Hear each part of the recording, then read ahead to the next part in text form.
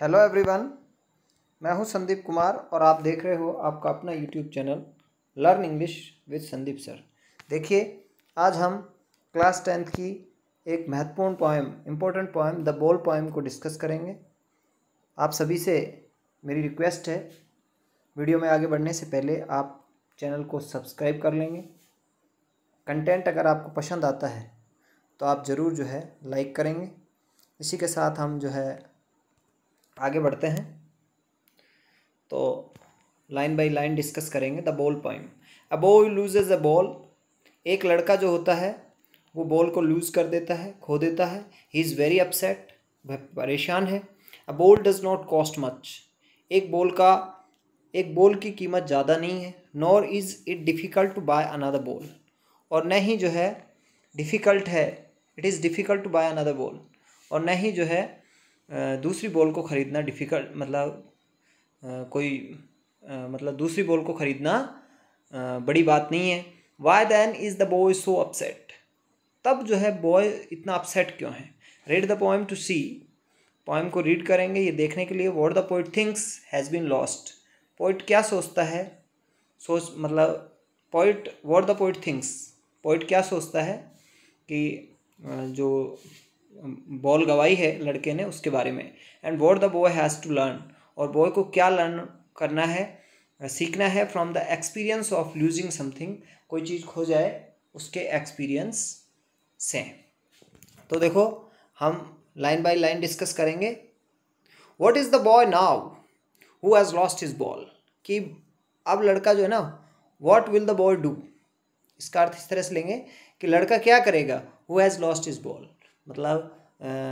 एक लड़का है जिसने अपनी बॉल गंवा दी है। अब पोइट कह रहे हैं कि अब वो लड़का क्या करेगा। What is he to do. उसे उसको करने के लिए क्या है उसके पास। What is he to do, what will he do, वो क्या करेगा। आई सा इट गो मैरीली बाउंसिंग। मैंने इसे देखा। देखो, ऑटोबायोग्राफिकल पोएम है, सब्जेक्टिव पोएम है। पोइट के लिए आई आया है ना। तो फर्स्ट पर्सन में लिखा जाता है। ऑटोबायोग्राफिकल जो पोएम होती है वो सब फर्स्ट पर्सन में लिखी जाती हैं, जैसे आई और वी का यूज़ किया जाता है। तो पोइट कह रहे हैं कि मैंने, I myself saw it, ball को देखा, गो जाते हुए, मैरीली हैप्पीली खुशी से, बाउंसिंग उछलते हुए, डाउन द स्ट्रीट नीचे गली में, एंड देन मैरीली ओवर फिर गली को पार कर गई। ठीक है। और फिर वो over there it is in the water, फिर वो कहाँ पहुँच गई, पानी में पहुँच गई। यानी जो बॉय है वो is playing okay with his ball near the harbour. वो हार्बर के पास में अपनी बॉल के साथ खेल रहा है। जो बंदरगाह होता है हार्बर, वहाँ पर वो खेल रहा है। और फिर उसकी बॉल वहाँ पानी में चली जाती है और वह उसे स्टेयर करता है, ताकता है कि उसकी बॉल पानी में गई है और गुम हो गई है। ठीक है। छोटा बच्चा है खुद जाके और पानी में से गेंद को नहीं ला सकता है, इसलिए वो मजबूर है। ठीक है। और ये एक प्रकार की जो सैडनेस है, बॉल को खोने की जो सैडनेस है, वो फिक्सेस द बॉय, बॉय को फिक्स कर देती है। बॉय रिजिड हो जाता है ना। लेकिन जो पोइट चाहता, अगर पोइट चाहता तो निश्चित रूप से उसकी हेल्प कर सकता था, बॉल को पानी में से निकाल के दे सकता था। लेकिन पोइट ने इंटरप्ट नहीं किया, क्योंकि poet want the boy should learn the lesson to lose something. Poet चाहता था कि बॉय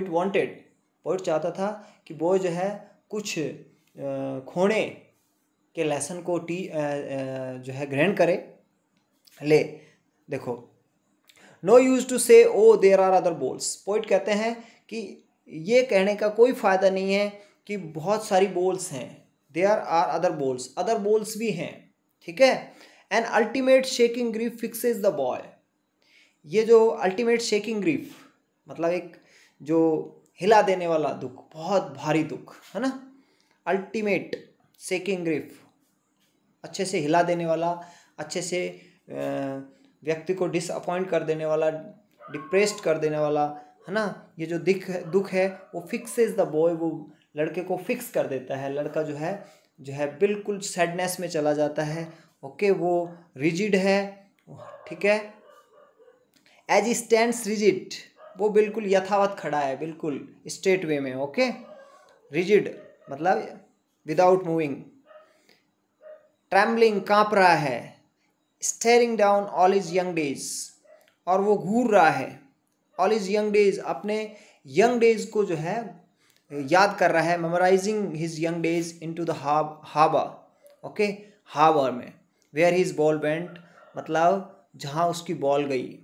कहने का मतलब ये है कि मैंने जैसे पहले कहा कि पोइट चाहता तो उस बॉल को जो है निकाल कर दे सकता था, लेकिन पोइट ने डिड नॉट डू शो, ऐसा नहीं किया, क्योंकि वो चाहता था कि जो है ये लड़का है जो अपनी फर्स्ट रेस्पॉन्सिबिलिटी को फील करे, है ना।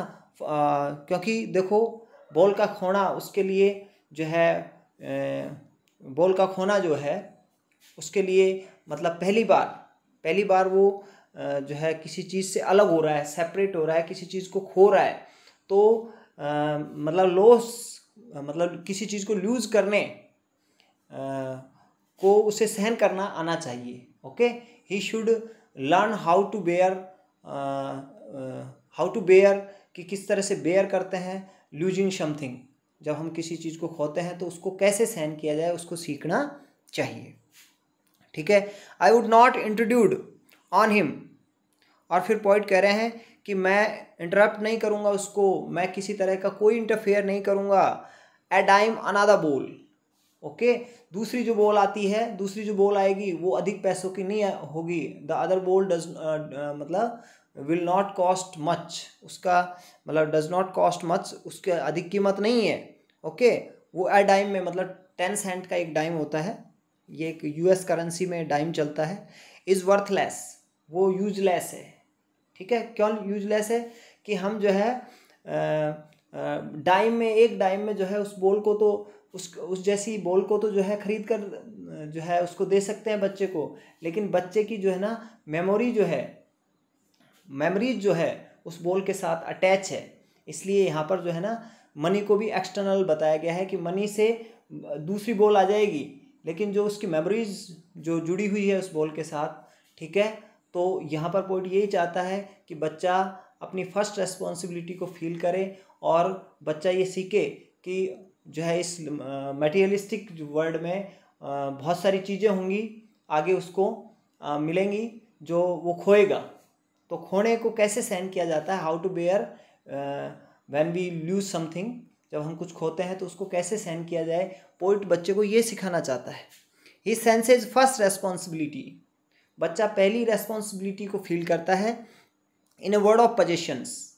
ये जो वर्ड है पोजेशंस का, देखिए बच्चा जो है अभी जो है गेंद से उसकी मेमोरीज जुड़ी हुई थी और गेंद जो है उसने लूज़ कर दी है। इसी तरह आगे जाकर न जाने कितनी वर्ल्डली चीज़ों को वो लूज़ करने वाला है। हो सकता है कि वो ह्यूमन बींग्स को भी लूज़ करे, तो उसको हर परिस्थितियों में दुख को या किसी चीज़ को खोना सहन करना आना चाहिए, ठीक है। इस मटेरियलिस्टिक वर्ल्ड में हम जैसे जैसे ग्रो मतलब आगे बढ़ेंगे, हमें जो है बहुत सारी चीज़ें जो है हम खोएंगे, जो है नॉन लिविंग चीज़ों को भी खोएंगे, लिविंग चीज़ों को भी खोएंगे। तो अभी से जो है वी शुड बी हैबिचुअल, हमें हैबिचुअल होना चाहिए कि जीवन में हम बहुत सी सारी चीज़ें खोएंगे, तो उन खोई हुई चीज़ों को के दुख को कैसे सहन किया जाता है ना, how to bear when we lose something, okay. आगे बढ़िए। बॉल्स, देखो people will take balls will be lost always, लोग बॉल लेंगे, बॉल्स खोएंगे भी, ठीक है। Little boy and no one buys a ball back, कोई भी जो है बॉल को बैक मतलब वापस बॉल को नहीं खरीदता है। क्योंकि बॉल को वापस क्यों नहीं खरीदता है, क्योंकि उसके साथ उसकी मेमोरीज जुड़ी हुई हैं, तो वो मेमोरीज थोड़ी ना आएंगी, बॉल तो हम ला सकते हैं। मनी इज़ एक्सटर्नल, यही बात बताई है कि मनी जो है एक्सटर्नल है। He is learning well behind, जैसे मैंने पहले बताया था कि मनी से हम जो है बॉल को तो खरीद सकते हैं, लेकिन उसके साथ जो उसकी जो मेमोरीज जुड़ी हुई हैं उसको नहीं लेके आ सकते। He is learning well behind his desperate eyes, वो अपनी डेस्परेट आइज के पीछे सीख रहा है। यानी बच्चा जो है निराश तो है, लेकिन निराशा में भी वो सीख रहा है, जीवन का लेसन ले रहा है। Okay, he is learning the lesson of his life, lesson of the life, जीवन का लेसन ले रहा है कि आगे पता नहीं किस तरह के दुख जो हैं, किस तरह के जो पेन मेरे को सहन करने हैं, और मुझे जो है सहन करना आना चाहिए दुख। द एपिस्टिमोलॉजी ऑफ लॉस्ट, ठीक है। एपिस्टिमोलॉजी एक ग्रीक वर्ड है, ठीक है, मैं आपको बता देता हूँ। और जो है मतलब ये ग्रीक वर्ड है। एपिस्टीम मीन्स नॉलेज, एपिस्टीम का मतलब नॉलेज होता है। और देखो, ये एपिस्टेमोलॉजी ऑफ लॉस का मतलब होता है कि हम अंडरस्टैंड करें नेचर ऑफ लॉस को, ठीक है। हमें मतलब नेचर ऑफ लॉस्ट को अंडरस्टैंड करना आना चाहिए, खोए जाने की प्रकृति को हमें समझना चाहिए, ठीक है। तो हाउ टू स्टैंड अप, तो लॉस की एपिस्टेमोलॉजी क्या है, ठीक है, कि कैसे स्टैंड अप करते हैं हम, मतलब खड़े हो जाते हैं। नोइंग, क्या जानते हुए, what every man must one day know, कि एक आदमी को इस संसार में जो है एक दिन क्या जानना चाहिए, ठीक है। तो मतलब स्टैंड अप होना, जब हम मतलब कोई चीज़ खोते हैं तो जब उसके दुख को हम कैसे बेयर करें, सभी आदमियों को ये मतलब आना चाहिए। And most know many days how to stand up, और बहुत से लोग जो है सीखते हैं, मतलब पहले ही सीख गए कि किस तरह से इस तरह की परिस्थितियों में जो है अपने आप को स्टैंड अप करना है, ठीक है। तो ये जॉन बेरीमैन की जो है एक बहुत ही शानदार पोएम थी। निश्चित रूप से अगर आपको ये इसका ट्रांसलेशन जो है अच्छा लगा, कंटेंट अच्छा लगा, तो ज़रूर वीडियो को लाइक करें। वीडियो को जो है इसी तरह के वीडियोज़, क्योंकि मैं रेगुलरली पोएम्स पढ़ा रहा हूँ, क्लास 10th की, क्लास 12th की भी पोएम्स पढ़ा रहा हूँ, तो इसी तरह के वीडियोज़ जो है रिसीव करने के लिए आप चैनल को सब्सक्राइब ज़रूर करें। Thank you very much, have a nice day.